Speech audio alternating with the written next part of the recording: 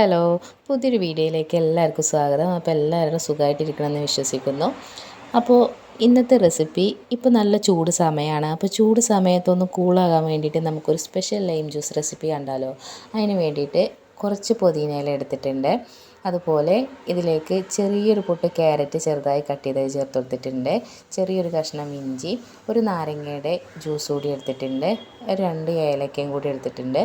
എന്നിട്ട് മധുരത്തിന് ആവശ്യമായിട്ട് പഞ്ചസാരയും കൂടി ചേർത്ത് കൊടുക്കുന്നുണ്ട്, 2 ഐസ് ക്യൂബ് ചേർത്ത് കൊടുക്കുന്നുണ്ട്. ആവശ്യത്തിനുള്ള വെള്ളം കൂടി ചേർത്തിട്ട് ഇത് നന്നായിട്ട് തന്നെ ഒന്ന് ബ്ലെൻഡ് ചെയ്തെടുക്കുക കേട്ടോ. ഒരു 2 മിനിറ്റ് നേരം നന്നായിട്ട് തന്നെ ഒന്ന് ഫസ്റ്റ് സ്പീഡിലിട്ടിട്ട് കറക്കി എടുക്കണം കേട്ടോ. ഈ പുതിനയിലയും ക്യാരറ്റും നന്നായിട്ടൊന്ന് അരഞ്ഞ് കിട്ടണം. ഇപ്പോൾ ഇത് നല്ലതുപോലെ എല്ലാം അരഞ്ഞ് വന്നിട്ടുണ്ട്. ഇനി ഒരു കപ്പിലേക്ക് ഇത് നന്നായിട്ട് തന്നെ ഒന്ന് അരിച്ചു കൊടുക്കുക കേട്ടോ. പുതിനയിലയുടെ തരിതരിപ്പും ക്യാരറ്റിൻ്റെയൊക്കെ ഒരു തരിതരിപ്പ് മാറിക്കിട്ടാൻ വേണ്ടിയിട്ടാണ്. എന്നിട്ട് നമുക്കിതൊരു സെർവിങ് ഗ്ലാസ്സിലേക്ക് ഒഴിച്ചു കൊടുക്കാം. അപ്പോൾ ഇതേ വ്യത്യസ്ത രുചിയിലുള്ള ലൈം ജ്യൂസ് ഇവിടെ തയ്യാറായിട്ടുണ്ട്. ക്യാരറ്റൊക്കെ ചേർത്ത് ഉണ്ടാക്കണതുകൊണ്ട് തന്നെ നമുക്കൊരു പ്രത്യേക ഒരു ടേസ്റ്റാണ് കേട്ടോ ഇതിന്. ഇനി നിങ്ങൾ ലൈം ജ്യൂസ് ഉണ്ടാക്കുമ്പോൾ ഇതുപോലെ ഒന്ന് ട്രൈ ചെയ്ത് നോക്കുക.